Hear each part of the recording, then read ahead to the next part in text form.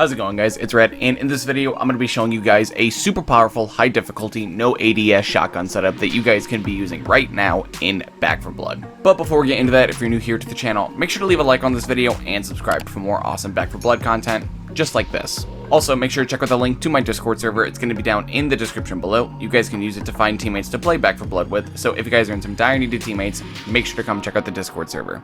And without further ado, I hope you guys enjoy the video.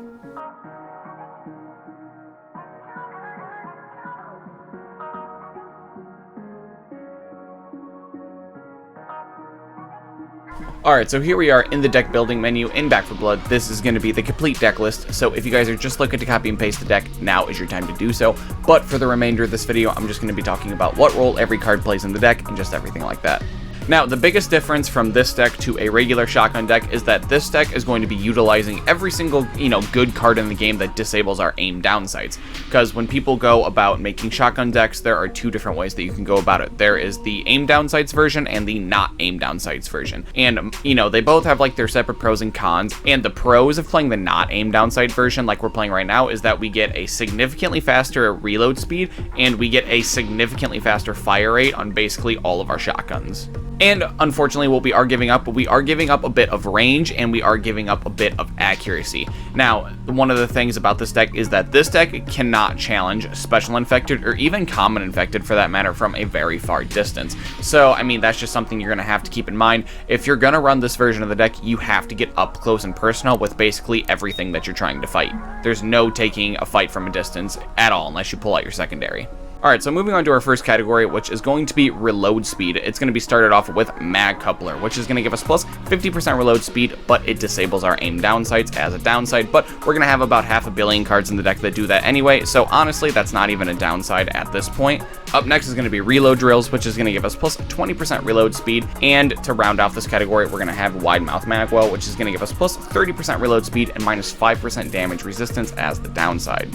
And the reason I went about only playing like these three is because I feel like one of the biggest advantages to playing the no ADS version is the fact that we get to play Mag Coupler, and the fact that we get to play Mag Coupler means that we can hit 100% reload speed just that much more quickly. Like in this version of the deck, we only have to take up 3 card slots for reload speed, whereas in like other shotgun decks like, the regular aiming deck or like even most other decks in the game, they cannot hit 100% reload speed so efficiently. Like they can't only do it with 3 cards like we can. And that's good because we can use a bunch of other cards, like instead of using 4 cards, to get to our reload speed, we can just use 3 for that, and then, that's another card for like damage or something like that. And moving on to our next category, which is going to be accuracy. And I know accuracy kind of sounds useless when we're disabling our ADS, but the way that accuracy works in the game is that accuracy basically just means that little crosshair on your screen when you're just walking around. And the higher that your accuracy gets, the smaller that your crosshair is going to get. And eventually, if you get a high enough accuracy, meaning like 100% accuracy, the crosshairs on your screen are going to be as tight as they possibly can, and they're not even going to move when you shoot, making it so you can be just as accurate as, if you were just ADSing, but you're not actually ADSing. That's another big reason that people can get away with, not aiming with their shotguns. Because albeit it's not actually as good as aim down sights, but it does a pretty good impression, and it is pretty good in the shotgun deck. And to start off this category, we have Quick Kill, which is going to give us plus 50% accuracy, but it disables our ADS. This is essentially just like Mag Coupler, but for accuracy. Up next, we got Optics Enthusiast, which is just going to give us plus 30% accuracy. And to round off this category, we're going to have Front Sight Focus, which is going to give us plus 20% accuracy, plus 10% weak spot damage, and plus 15% aim speed. Now, the reason that I chose to play these accuracy cards specifically is kind of the same reason that I wanted to, just play as little reload cards as humanly possible, because I do feel like the no ADS version of the deck does require a good amount of setup.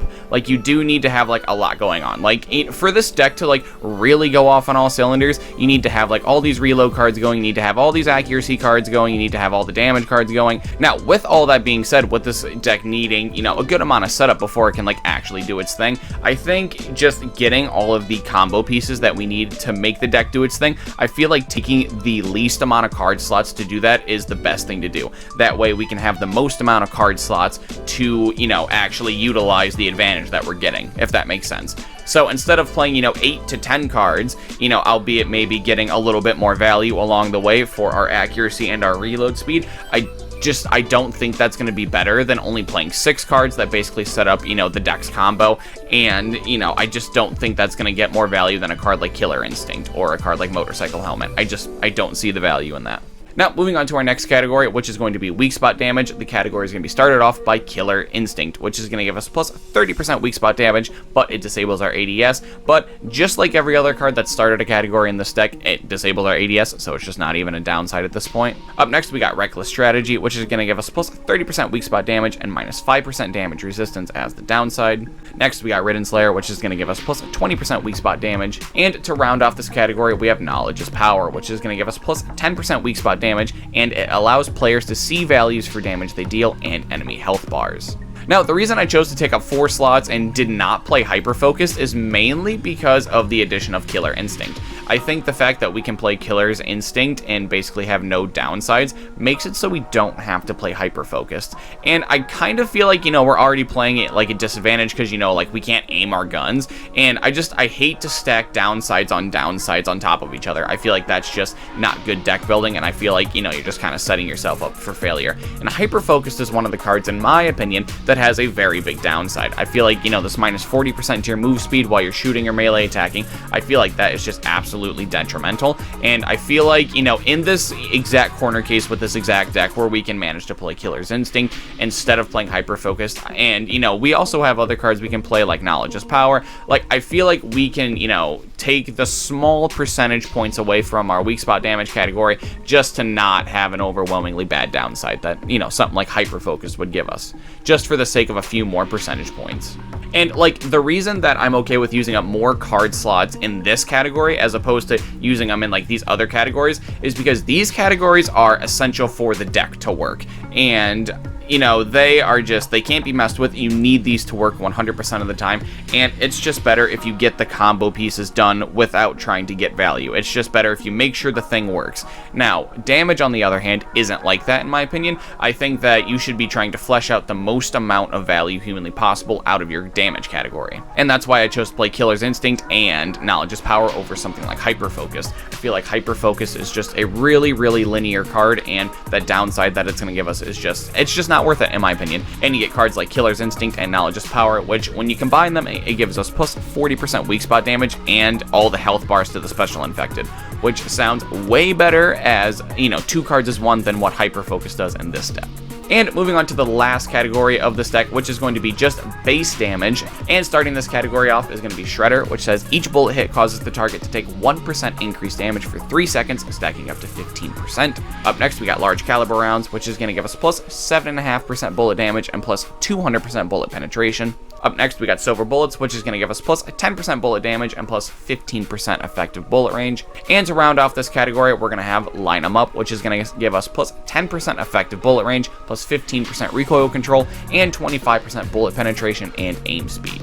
Now, I really do feel like this is just like a stock, you know, damage lineup for basically any other deck in the format. The only card that's not in here is Patient Hunter for, you know, really obvious reasons. This is a no ADS deck, so putting the ADS base damage card in here seems pretty awful. But, I mean, outside of that, you know, I kind of just say this every video, I just don't feel like you can 1-for-1 switch any of these cards out and get more value. I just feel like these are the best damage cards in the game right now. The only one I could possibly see an argument for is, like, Glass Cannon, and then you, like, don't play Motorcycle Helmet and just, you know, play something that can make the downside to Glass Cannon, like, not as bad. Like, that's the only other thing I could see you guys doing. Plus, these damage cards really give us just everything that we need as, like, a shotgun player. Like, Large Caliber Rounds is going to give us all the bullet penetration that we're going to need, because if you don't have any bullet penetration, all of your shells are just going to get stonewalled by all the common infected, and trading your shells 1-for-1 when you got 60 Redding coming at you just isn't where you want to be. So we have Large Caliber Rounds and Line 'em Up, which are both going to give us bullet penetration, so that's not going to be a problem. And we have a card like Silver Bullets, which is going to give us more of a effective bullet range, which, you know, shotguns really don't have the furthest effective bullet range. They have probably the shortest one in the entire game. So we have Silver Bullets and Line 'em Up, which are both going to give us effective bullet range. And those are really the only 2 damage categories that shotguns really need to work on outside of, you know, obviously, like, base bullet damage. And the last card in the deck is going to be Motorcycle Helmet, which is going to give us plus 15% damage resistance and plus 10% health, but it disables our aim down sights. Now, the only reason I threw this card in the deck is because I do feel like in any deck at all where you have, you know, disabling aim down sights and that's something that you're doing, I feel like it is a mistake to play a deck like that and not play Motorcycle Helmet, because this is just by far and away like the best of like these armor cards. Like there's a whole set of them. There's like Motorcycle Jacket, Padded Suit, and like Motorcycle Helmet.